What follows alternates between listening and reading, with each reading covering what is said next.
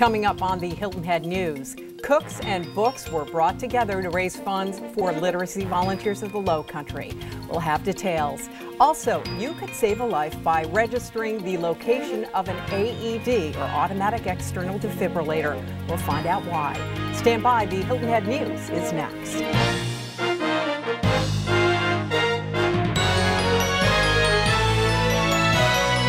Welcome to the Hilton Head News. I'm Allie McNair. February was Gullah Celebration Month, and last Saturday there was the Gullah Breakfast at the St. James Baptist Church Annex building.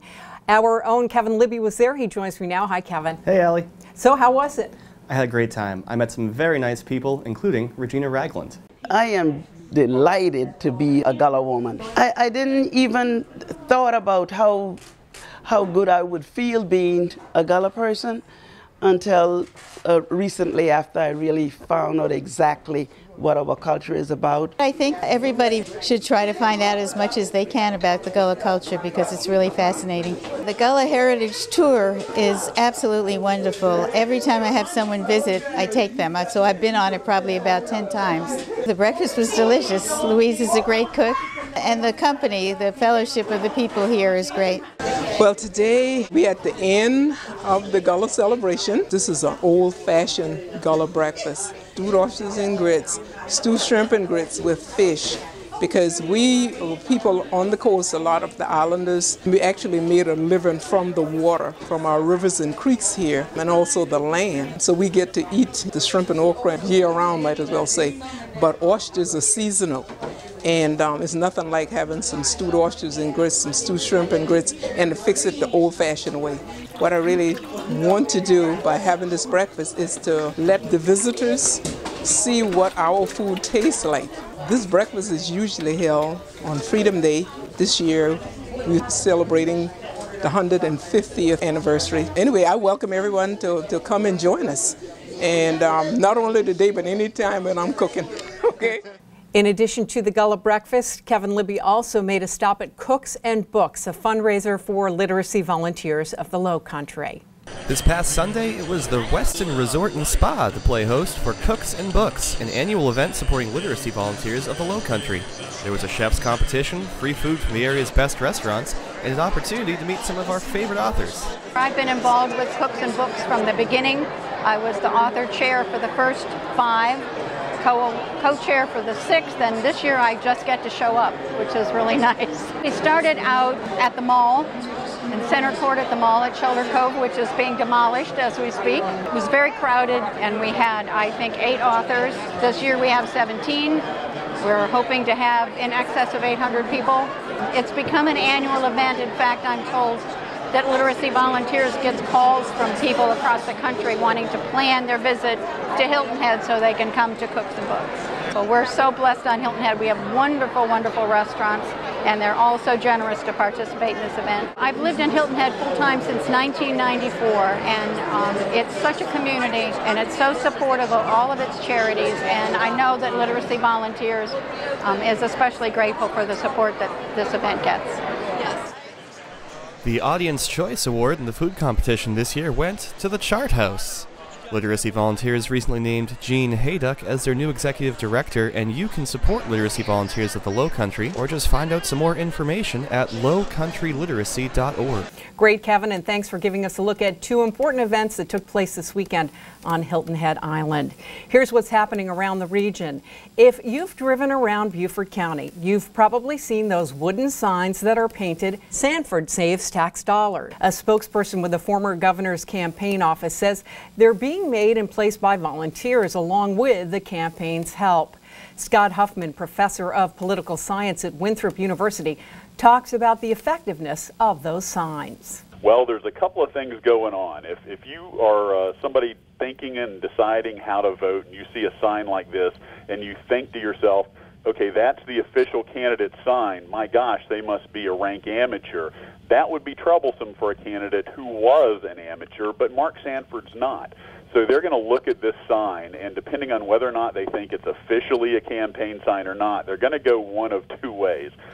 Either they're going to say, my gosh, you know, just like Mark Sanford wore his threadbare Navy sport coat, you know, through his last election, this is a show of his thriftiness. Or if they don't think or know that it's from the official campaign, they might say, hey, there's a grassroots movement swelling here. But because of his previous experience, he's inoculated himself a little bit from claims of, look at this amateurish display, because people knowing Mark Sanford have a context for it. Whether or not it pays off is seen as a gimmick, that's a whole other question. Now more traditional signs have appeared here in Beaufort County as well as elsewhere. Now when we come back, a look behind the headlines with BJ Frazier of the Hilton Head Sun. Also, we'll take you to last week's Business Expo. Stay right there.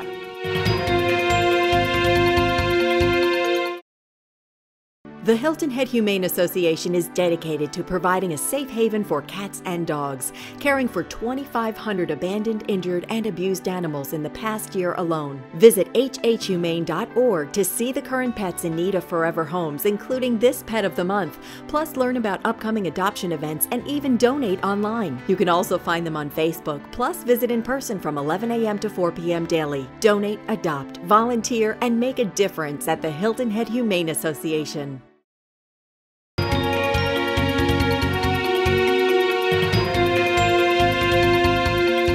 At the stories behind the headlines. Joining me now, BJ Frazier from the Hilton Head Sun. Hi, BJ. Hello, Allie. What's happening with the island's farmers market that has been held in the past at Honeyhorn? Well, unfortunately, they've ceased operations. It's a wonderful concept, and it's not the best location for something like that. You need high traffic would help, and the owners, Pamela and Peter Ovens, have said that the town has not cooperated with them by allowing them to put signage up on 278 and other ways to get there. And they pretty much blame that for the reason that they're closing. And the town says, well, you're a LLC, a for-profit corporation, so we can't allow you to do that. Only nonprofits can do that. So, they've ceased operations. But the good news is that the Island Rec Association is going to resurrect the farmers market in a much more visible place on Shelter Cove, and that will be happening later on this spring, and so it's going to carry on. What about new information with regards to the continuing Hilton Head Island Bluffton Chamber Freedom of Information Act lawsuit? What can you tell us? Well, as you know, the background is that Skip Hoagland, a local businessman, has sued the Hilton Head Bluffton Chamber of Commerce to try to get more detailed information, financial information, and apparently personnel records and so forth. And the chamber has said, wait a minute, we're not a public entity. We're not subject to the Freedom of Information Act, and therefore you cannot have that information. But the chamber has recently said we want this to be moved to the Supreme Court so we can to be under their jurisdiction and they can adjudicate it, because therefore we'll get a quick answer and hopefully it will be in their favor, because to have this continuing what they called relentless public attacks by Mr. Hoagland is damaging to their reputation. So it will hopefully move ahead and we'll get a resolution to this. Well, BJ Frazier of the Hilton Head Sun, thank you so much for your time. Thank you, Ellie. As you're out driving along, you may have seen that sign, "Send a Sheriff to Congress," and that refers to Sheriff Ray Nash. He is retired now. He joins me on the Hilton Head News. Great to see you. Hey, Allie, thanks for having me on the show. Well, I know you retired from the Dorchester County Sheriff's Office back in 2008. What made you decide to run for Congress? Well, I was over at the U.S. Embassy where I served as the criminal justice advisor for the last 3 years and realized that I was over there trying to help them reform their government when really it was our own government that was in the most trouble. So that was part of the catalyst that led me to actually come home early from that mission and jump into this race and run for Congress. You've got a crowded field there on the Republican side. Mm-hmm. What makes you think that people are going to know you outside of Dorchester County and opt for you other than the others in the race? Well, first of all, I'm a lawman, not a lawyer. Nothing against the lawyers in the race, but there's quite a few of those up in Congress already. Secondly, I'm not currently serving in the South Carolina State Legislature, so it won't require another special election if I get elected and go to Congress. I've had over 20 years of executive law enforcement leadership as either a police chief or a sheriff, and now I've added to that the 3 years of foreign policy and national security policy experience over in Afghanistan, where I was helping to develop and implement America's foreign policy there. So in addition to that, Allie, I have an absolute command level understanding and an absolute passion for the Constitution and the founding principles that made this country great. Now, I had read that you actually carry one in your pocket or a copy. Do you have it there right now? There it is right there, Right. the Constitution and the Declaration. Just wanted to check with you on that. I do also need to ask you, I had read that there was some issue while you were sheriff with funds going missing from the county jail. You were exonerated from that whole incident, but do you feel you've got to constantly fight that when it comes up? Well, the bottom line is we had a thief working for me at the sheriff's office, and if anybody has ever been betrayed by somebody you put your trust in, then you have an understanding of how I felt. He was caught. There was a complete investigation. SLED investigated me, investigated into all the sheriff's office accounts. There was even a statewide grand jury investigation, and we put him away. He served his time in prison. Should have been more, but he was caught, and I was certainly not involved. It happened on my watch, and that's really the only issue here. And I understand the responsibility that leadership has when something like that happens. Now, before we let you go, we always like to give people a final comment to make to potential voters out there as to why they should select you for that first district seat representing South Carolina and Beaufort County in particular, Hilton Head here. What would you like to say? Well, let me just say, let me pull up my Constitution again. This is the law. This is the supreme law of the land. And when Congress no longer follows the law, our lawmakers become our law breakers. Well, what do you do when somebody breaks the law? You call the sheriff. So I said, let's send the sheriff to Congress.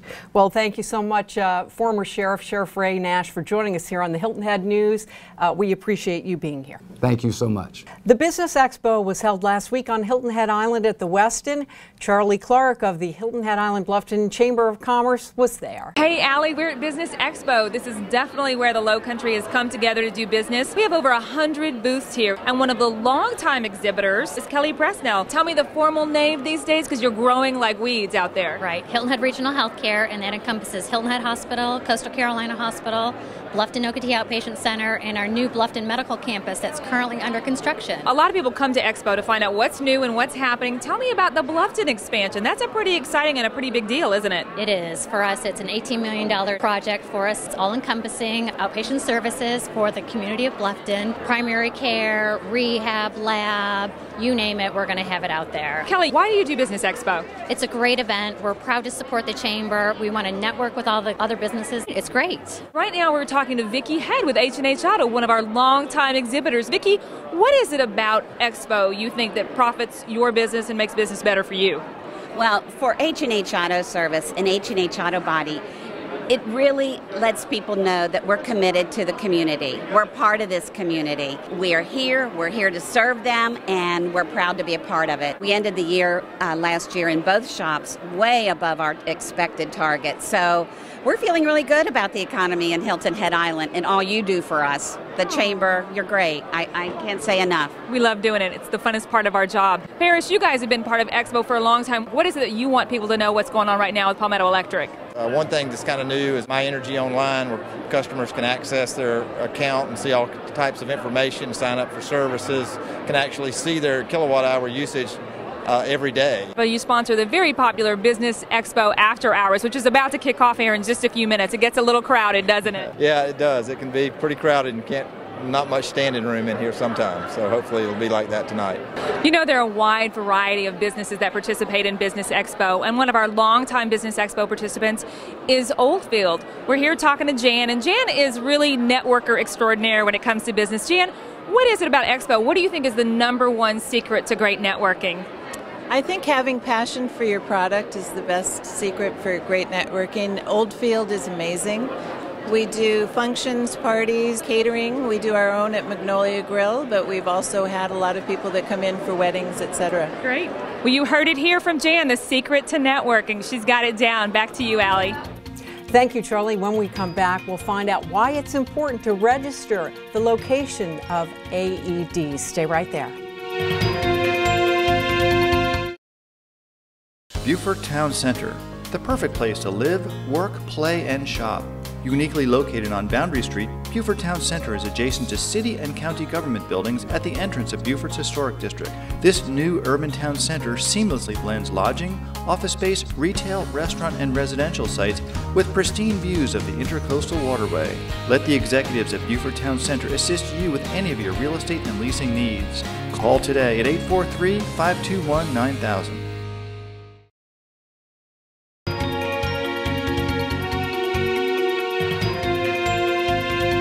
Recently, Hilton Head Island Fire and Rescue launched a program to get the public to register the locations of AEDs, or automatic external defibrillators. We talked with Chief Johaida Pfister at Fire and Rescue Headquarters about the importance of registering AEDs. What we do with that information is we take it and we put it into our computer-aided dispatching system, which is what, when you call in, it tells us where we need to go. When the dispatcher pulls up your address, it would tell us that there's an AED, and then she can direct whoever's on the phone to go get the AED and how to use it. So, I mean, this could be the difference between life and death, right? Yes, every second counts. We're just trying to give everybody the best possible outcome. Are they difficult to use? Would I be able to figure out how to use one without you showing me first? The AEDs, they basically walk you through how to use them. People get a little bit nervous, like I'm going to have to actually push the shock button, but on the layperson ones, it does it for you. Once you connect the electrodes, it would continue to prompt you as to what to do. And then also here, it gives a whole, turn on the device, have a bare chest and apply the electrodes, and then follow the prompts on the AED. Connect electrodes. What about the maintenance of AEDs? You were telling me that by registering, this could help make sure they work properly. Yes. When a AED is registered, we ask for the expiration dates for the pads and the batteries. And when the expiration dates come up, we would like to be able to remind people to get them changed, because if they're not current, then the AED isn't going to work. Are you, at the same time this campaign is going on, encouraging people to think about purchasing AEDs for public places? Yes. Part of what we're going to do with the registry is, once we feel like we have a good number of the places on the island registered, we're going to start targeting some other areas to go out to, like the churches and the golf courses and restaurants. Then we can start targeting some areas to focus on adding AEDs. The biggest part is knowing CPR. Take our CPR classes and know how to do CPR, because they go hand in hand. He's been a standout quarterback for Hilton Head Island High School, and he plans on going to school in Ohio in the fall. Recently, we had a chance to speak with quarterback Michael Julian. Here's what he had to say. Why did you select University of Toledo to continue with your football and your education? It was just the right fit for me. I built a great relationship with our coaching staff, and I just liked everything about it. Now, what other schools did you hear from that were interested in having you come on board? I was still looking at Clemson, NC State, Wisconsin, Boston College. And what was it that made you say that University of Toledo was where you wanted to go when you hear that impressive list of schools? Just the relationship really just was a big thing for me. Their coaching staff is really similar to what we have. It was a fun coaching staff, and the system fit me. When you look back at playing at Hilton Head High School, what do you think your biggest strengths are? That I can do a little bit of everything. I can throw, I can move around the pocket, I can get outside the pocket. And some people don't like to admit weaknesses, but what are the areas you think you need to be working on? I need to work on not panicking. Whenever I see people, I tend to panic a little bit, so I just need to calm down. Have you learned any tricks to do that, to not panic? No, I still got to figure out a thing or two about that. Well, I bet you'll get some help at University of Toledo with that. Anyone that you feel has really contributed to your doing so well on the football field? Coach Payne and Coach Fuller both helped out tremendously. Coach Fuller came in, I think it was my junior year, and we've worked out, numerous weekends, and we just worked on everything. Well, I know you plan to major in business at University of Toledo. We want to wish you the best of luck both on and off the field. Thanks so much for joining us. Thank you. It is time for the Daufuskie Report, and here with that is Mary Amonitti. Great to see you, Mary. And it's great to be here. It's a beautiful day here in South Carolina. I want to ask you about the Binya Foundation. I know they were present at the Business Expo put on by the Hilton Head Island Bluffton Chamber of Commerce. Charlie Clark talked about that earlier in the program. How'd that go for you? It went wonderful. We had so many people to come to the Binya Foundation booth to talk about what's going on Daufuskie Island, the culture, what's happening there. People were inquisitive about the ferry system, if that's going to happen, and we're telling them Daufuskie Island is on the move. Now, I know that some schools have been making trips over to Daufuskie. What's happening with that? What are they learning? What are they doing once they get there? Well, we had a mother to come by our booth from McCracken School out in Bluffton, and she said her daughter had been on a school trip that week, and they were just so excited. They never knew what existed over there, and they're really interested in learning more about the history and preserving the culture of Daufuskie Island.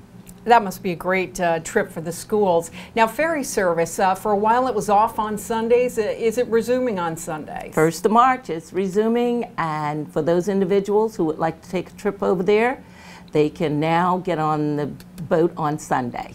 Well, Mary Amonitti, as always, we appreciate your time, and thank you for joining us on the Hilton Head News. Thank you. See you soon. And we want to thank you for watching this edition of the Hilton Head News. For all of us at WHHI TV, I'm Allie McNair. Thanks for watching, and we'll see you the next time.